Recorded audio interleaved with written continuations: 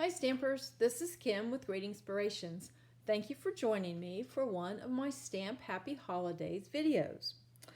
And as you can see, I have 6 cards here, and I'm sure you know that Christmas is rapidly approaching.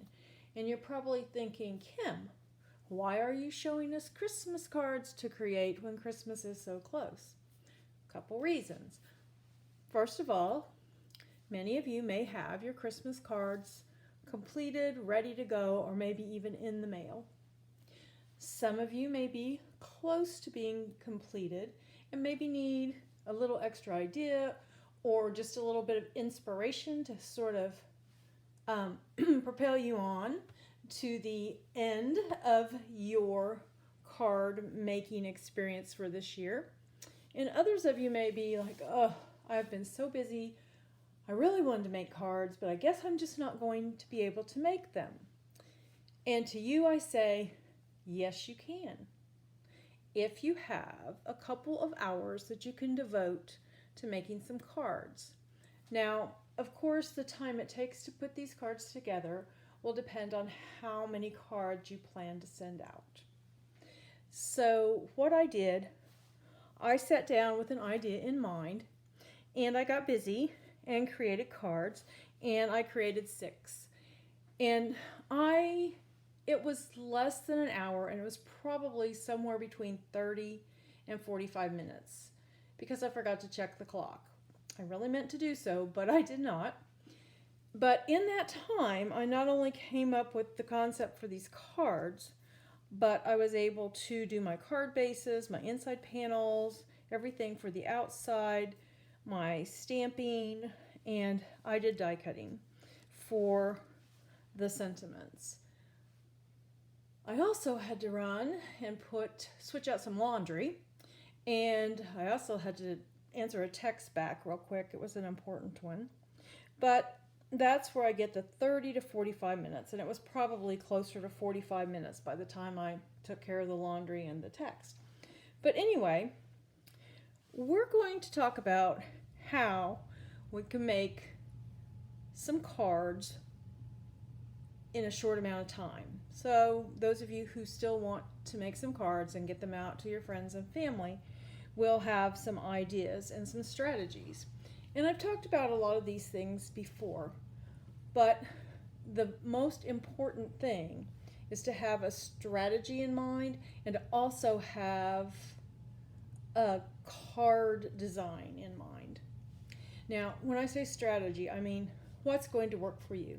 I can tell you what will work for me, but that might not work for you. If you don't know what strategy works for you, maybe you try my suggestion and maybe that will end up working. You can always tweak it as you need to fit your personal style and your personal needs. So, for these cards, first I had my strategy in mind, my design in mind, and then I thought, part of my strategy, what is the quickest way to get an image on a card? Well, for me, it's background stamps. So that's what I used. I used the Fragrant Forest background stamp that is in the current Stampin' Up! Mini catalog. And if you don't have this, and I know time is running short on ordering it, but there are so many other background stamps that will work that you may just look in your stash and you might find something that will work. And I went through my stash and I found some that I think could be made into some really pretty cards. And these are all retired, and some of them have been retired for some time now. But this birch background stamp, I think it's so pretty, and you could use maybe smoky slate and a shade of red for the cards. I think that would be really pretty. Another one that I found is the Buffalo Check. We all love check, and it's such a nice, it's kind of Christmassy. It just says Christmas in so many ways, especially if you use it with maybe a red or a green. So this one, the Knit Together, I always liked this background stamp, but it looks like a sweater, so very appropriate at least in our northern hemisphere for Christmas time, when the weather outside may be a little on the chilly side.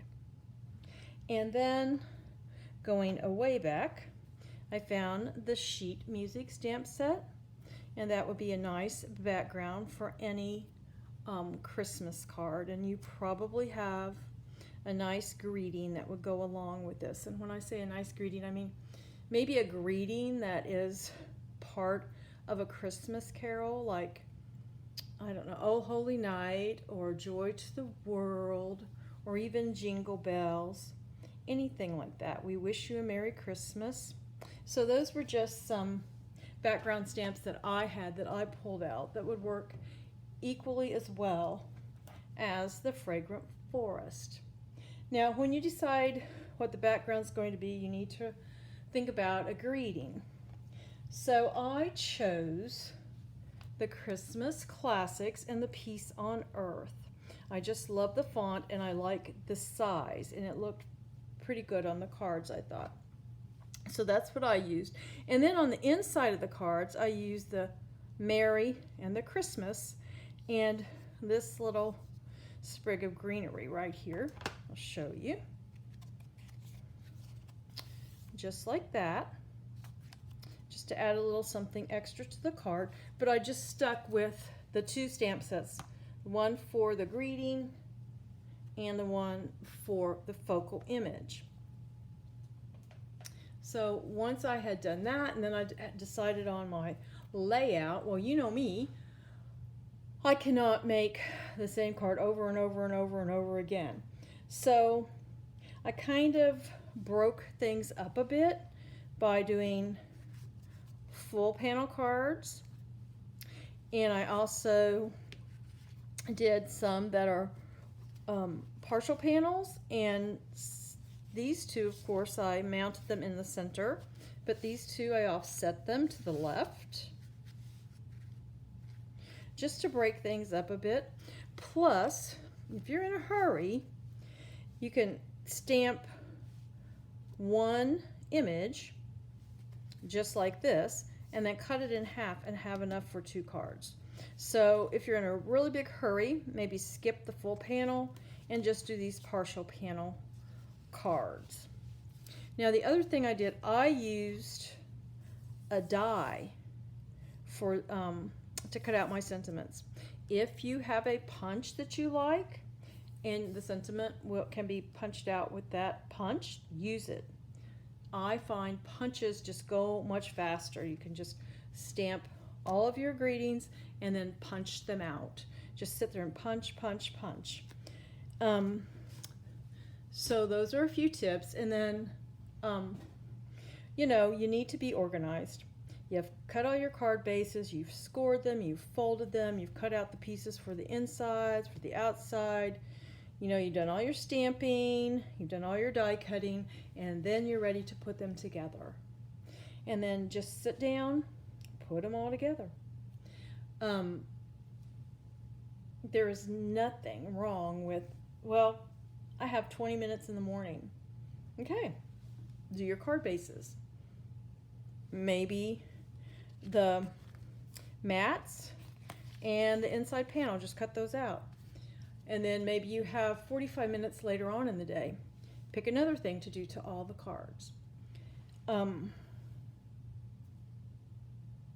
After you assemble, you're good to go. All you have to do is just take these cards that you have put together, put them in envelopes, address them, put a stamp on them, put them in the mail, and you have wished your friends and family a very happy Christmas. So let's just kind of take a look at these cards, and we'll put some together, and I'll give you a couple little tips here and there. Here's my full panel one. This is the one I started with, and this is in Shaded Spruce. That's another thing I did to sort of break up my boredom.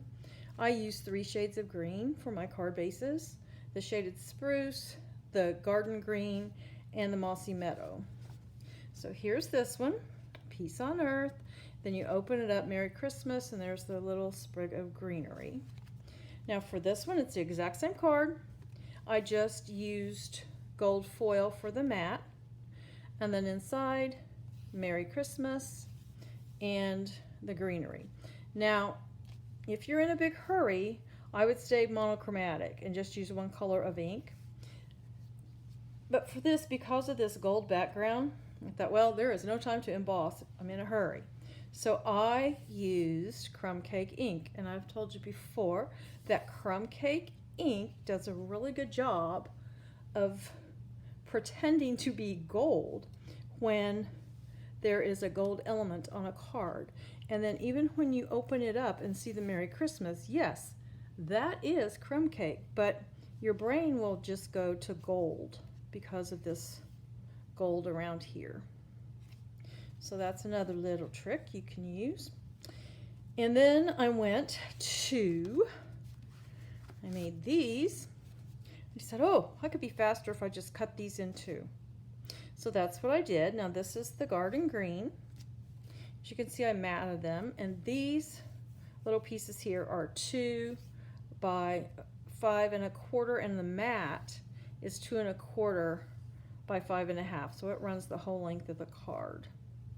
And I actually really like the ones with just the basic white mats. I do like those. Then I've got the piece on earth, and then open it up, and again, the same thing on the inside, just in garden green. And here is this version with the gold and the crumb cake, and same thing. And then here's the mossy meadow, piece on earth, Merry Christmas. There's the greenery. As you can see on this one, all I did differently was put this panel in the center as opposed to the left-hand side. And here's the one with the gold and the crumb cake. Now, another advantage to cutting your panels in half, when you're using a background stamp, there is a good chance there's going to be a spot somewhere that the ink just doesn't quite cover, or maybe it's lighter than the rest. Well, guess what? That is where your greeting comes in place. You can just put that greeting right over the spot. You know, strategically place your greeting to cover up the spot that didn't quite get inked the way you would like it. Now, another way to avoid that, if you have a stamp positioning tool, use it. You can just keep stamping and stamping, and if a section doesn't get inked, you can stamp it again, take that out, stamp your next panel, and go. But if you don't have one, that's okay. And I'm going to show you, and I know I've showed before, but it's always good to have a refresher. I have placed my Fragrant Forest stamp on my block here, and I believe this is block F. It's the largest one that Stampin' Up! Produces. There's a little bit of lint on there. Get that off. And it is ready to be inked. Now, I was going to demonstrate this using shaded spruce because we're going to put together some cards that are shaded spruce. My shaded spruce needed re-inking, and you know what? The shaded spruce won and I lost. I had green everywhere, and I still have some. But that's okay. We can move on now.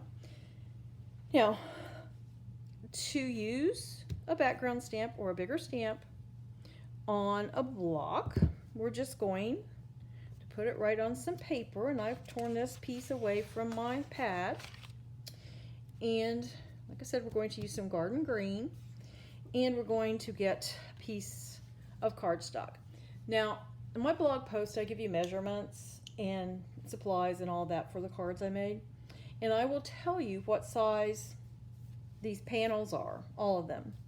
However, I like to start out with a piece of cardstock that is 4 1/4 by 5 1/2, or a quarter sheet of 8 1/2 by 11 cardstock. That way I can trim it down, and that's another way to keep from having to restamp a panel, because maybe you got this down like this or over like this, and so the very top didn't stamp, or over this way a little much, you know, a little too much, and You don't have anything on this side. So I just start out with a panel that's bigger than what I'm going to need. So we're going to just take our ink and we're going to ink up the stamp, and we're going to pay really close attention to any places that don't seem to have good coverage, and just get some ink on there. I think that looks pretty good. Then we're going to put our cardstock very carefully on the paper, or on the stamp. Bring our scrap paper or grid paper, whatever you have, bring it over, and then just kind of rub on the back of this. Now, I don't always trust the pressure of my hands, so sometimes I just get an acrylic block and gently just go up and down the stamp, or yes, the stamp, the paper. Another thing you can do is use your bone folder and just kind of like that. And now we'll very carefully pick this up, lift off our paper, and there, that's some pretty good coverage. But see what I mean down here? If you look real close, you'll see there's just that little white line. So if I needed this piece of cardstock on my card to be 5.5 inches long, well, I would have a problem. I would have to trim that. And the same over here. This side just did not quite stamp as well as the rest. So that is one reason why I use, see there's a place right there that didn't stamp at all. So that's one reason I use a piece of cardstock that's just a little bit bigger than what I need, and then I can just trim it right down to the size I need. So I'm going to put this on my chamois so I don't have to get any more green ink on me. And I'm going to bring out some cards, and I have all the pieces ready to go. But I just wanted to show you, because I'd mentioned about the gold and the crumb cake, and I said that the smoky slate and the silver, it's sort of the same way. So that's what I did here. And here is a panel that I stamped right after I re-inked my shaded spruce, and as you can see, it is, my ink pad was really juicy. But for purposes of demonstration, we're going to go ahead and use this anyway. And all we have to do, and yeah, that's when I found out my pad really needed some re-inking. So we're just going to put some adhesive on the back of this. Now, most of the time when I am using any kind of foil paper or specialty paper, I will cut something out of the center of this. Because we're kind of in a hurry, I'm going to skip that this time. And plus, this is silver foil that is retired. So, you know, I really need to use it up. I've had it for a while, and I bet you have too. And you don't need to stick to just foil. If you have glimmer papers or shimmer papers or anything like that, you know, use them. It's a good time to use them up. And now we're going to put this on our card base. And all the card bases are A2 size card bases. Doesn't matter if you make them, you know, long like this, or, you know, the short way, the 8.5 by 5.5 scored at 4 1/4, or the 11 by 4 1/4 scored at 5.5. It doesn't matter. Either way will be fine. So I'm going to just do the adhesive on here. Put this right in here just like this. And I need to grab some dimensionals. Thought I had them out. I guess I did not. Got a little flustered when I had ink everywhere.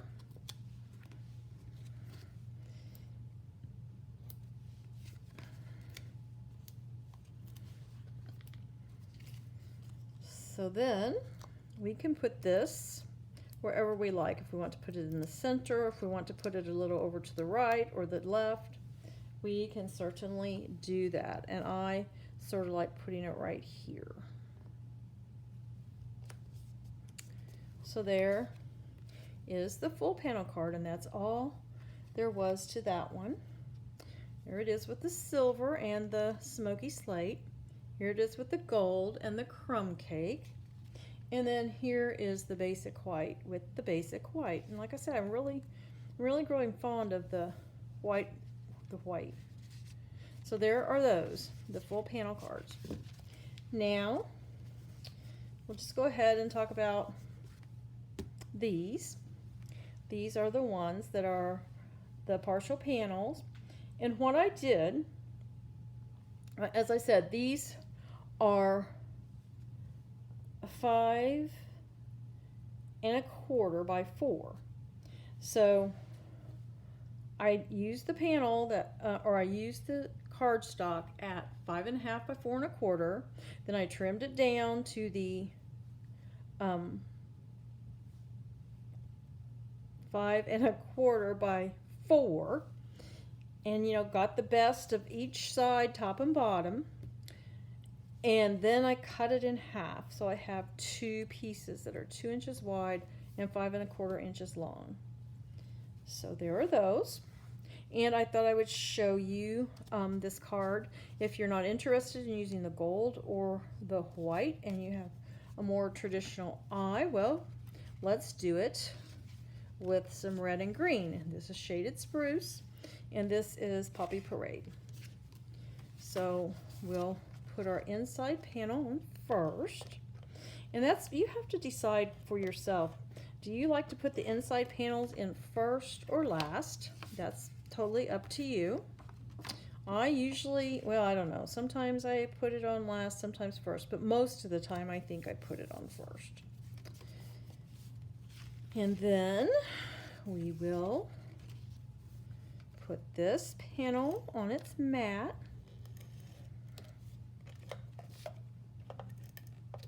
Now this is another one that you may decide to put the mat on the card base first and then put the panel on. Again, up to you, whatever works best for you. I'm going to use my bone folder and just kind of get that fold a little more crisp.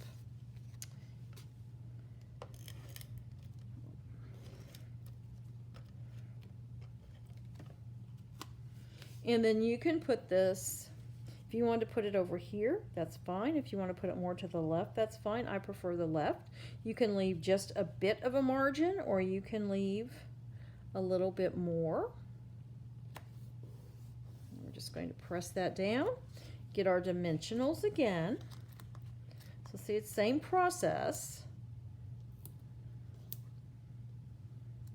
just using a partial panel as opposed to a full panel. Then we're going to just put this wherever we like. I like it right about here, which is sort of in the middle. And there we go. There is that card, and I do like that red on there. So here we are, our partial panel cards that are offset to the left. And if you look real close, you can see I've left quite a wide margin over here, a narrow one here, and sort of one in the middle right here. So it really doesn't matter. They all three look great.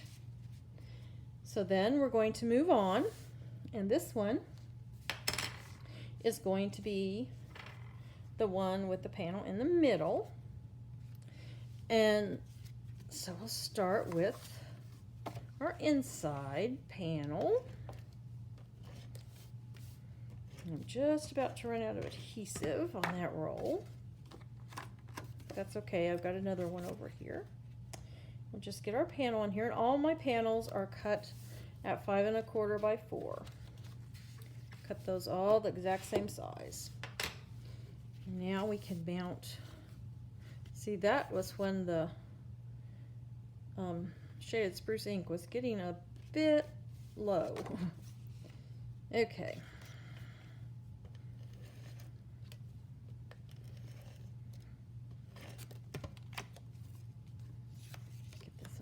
White mat.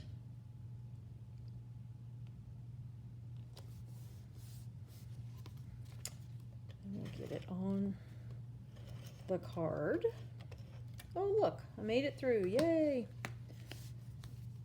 And in the middle, I almost put it to the left. I'm going to put it in the middle, get it as close to the middle as you can. That looks pretty good. Then we'll get those dimensionals again for our greeting.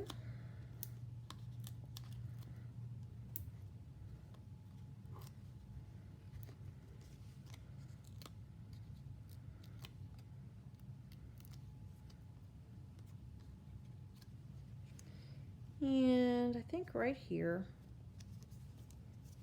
And there we go. Here are the other two. And I think on this one, I think I cut it wrong. I think I cut it instead of 4 or 2, I think I cut it at 2 1/4. So that's why it looks a little weird. And then I had to make another one and did that. But I meant for it to be 2 with the mat to be 2 1/4 inches wide. So there are the center ones. And here are the ones that are offset to the left. And then here are the full panel cards. And like I say, you can do this. If you still need some cards, you can do this. You know, you might want to just keep your list of people you're sending to a minimum, but you can certainly make some cards and get them to your friends and family well before Christmas. Now, on my corresponding blog post, you will find tips, you will find the cards, pictures of the cards, you will find the cutting measurements, you will find all the supplies I used. And the link to that blog post will be in the description of this video. I want to thank you all for sticking with me the past few months for the Stamp Happy Holidays videos. I really do appreciate you joining in with me. And we will have one more next week, but it won't be a card. So until then, I wish you all good tidings, and I just hope that you are really beginning to enjoy, as my granddaughter calls it, the holiday season. And until next time, stamp happy.